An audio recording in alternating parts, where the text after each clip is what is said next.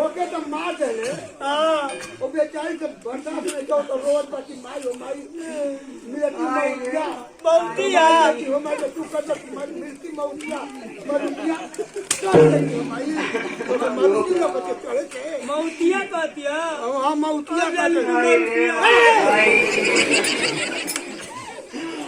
आयो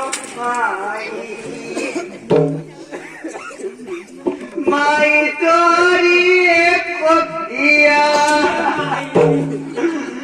अभागिन भैली हो माई माई तोरिया कोठिया आगा बिना भाई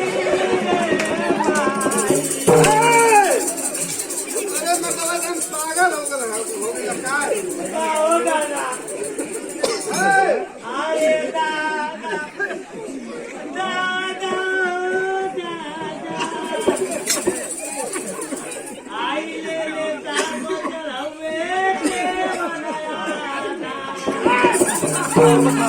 आयो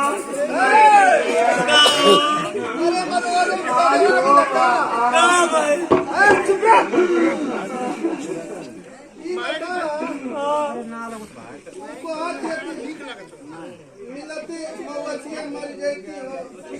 माई तो तुम का था कि मिलती मरती है अरस जाती हो माई मतलब एकदम दिमागवा था पागल हो गया ऐसे तो माई हां का बोले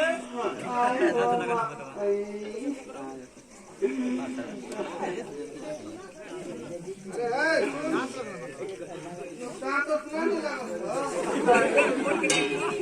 सबूर कर सर झिंगत है अरे मर्दवा ओके तनी समझावा बुझावा मार तो दे हला ठीक कइला लेकिन ओके तनी अब एकदम उहे कर देला तब एकदम रही नहीं को राउरी रे तो कर मार के लगा के जतमी ए सुन अरे को अच्छा जा दे जो भर गए तो भर गइला से तनी उस प्रेम से बोल ढंग से बोलो प्रेम से बोलो ना तुमसे कहा तो आई रखा चटुआ से ये रखा पियाना जो पी के आया तो मारे ला रखा पियाना आयो बाबू आयो एकदम सब भक्ति मगवा एकदम आयो आये बाबू के दिन भाई सिटी को माई हो कारे रखा चटुआ कहां कहते हैं पियाना माई तो तू बोले जो दई भैया नो पे कितना इज्जत छो करे अरे मार बच्चे का मार तो के बढ़िया तुम तेरे मार मार मार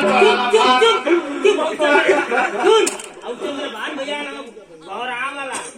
ऊपर के बड़ी गांव की आदमी कितना इज्जत किया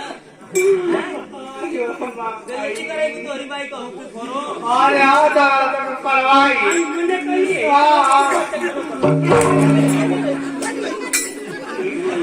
अरे तो अरे मतलब इतना पर कटक को जवनिया सुधरत तो अन्ना मन्ना माने कलमा में कलाई की है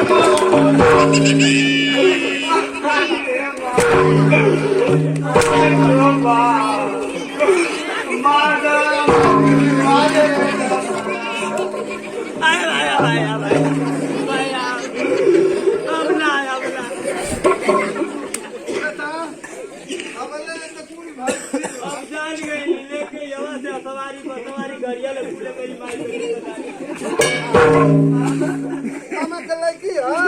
हम जानी कि वही तबे न पछले थवा हम कहते कि दो आदमी का झगड़ा बरा दे हल बचा दे हल ठीक है एहू के समझावत थी तो हो के लेकिन समझत ना आइना समझती ओकर वो लोला माने था सुन ई तो खाली हमारी के समझावत हवा ये बात अबे ढेर बड़ मत गुस्सा करे तो दुनिया में पे खींच कर दे खाली बस ना धर्मेंद्र पर तुरंत दूंगे तो खा जाए वो तो ठीक है भाई हम माने लेकिन देखा ऐसा ना ए तई मत कर प्रोग्राम छोड़ के आले खून खौला था हमार ऐसा ना हम वही सोचत रही कि देखा दो प्राणी का झगड़ा तो हम कहिए से चाहते तो हमको अर्थ है कि मान ला कि मिल मिला के रहा लोग बढ़िया से ठीक रही। तो पूछाओ का क्या कमी है बताओ। अरे का हो ये बताओ कहाँ तो हमें झगड़ा हो। देखा तवा मुझे अंदर ले को दे तो का हो। अरे तो अंदर रखी नहीं। अरे अंदर रखी नहीं। वो तू पी के आवे रे ना चटुआ रो आई अरे हम अब समझावा की तो मार का बुआ दे तो कभी न जेल में पड़वाए तो वाला जेल में बच्चा हो अरे कानू में कटाई मिला का पटी माटी भाई हो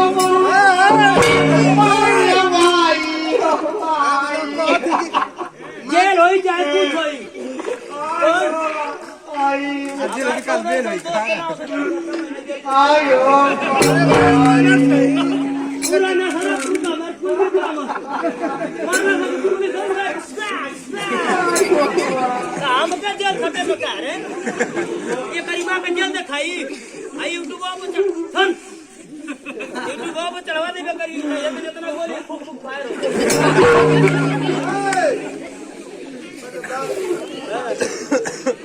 अरे वो तो पागल होई कि तू पागल होगा। अब पागल लगा थई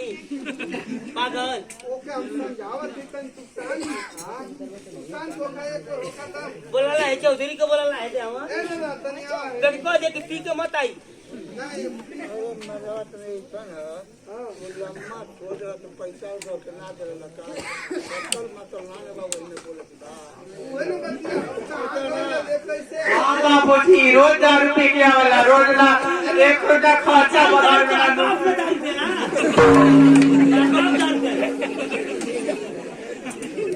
दारू का बात करिए करी मां का मेहरारू दारू का बात कर बता का दारू का बात करी ऐसा तन किसी के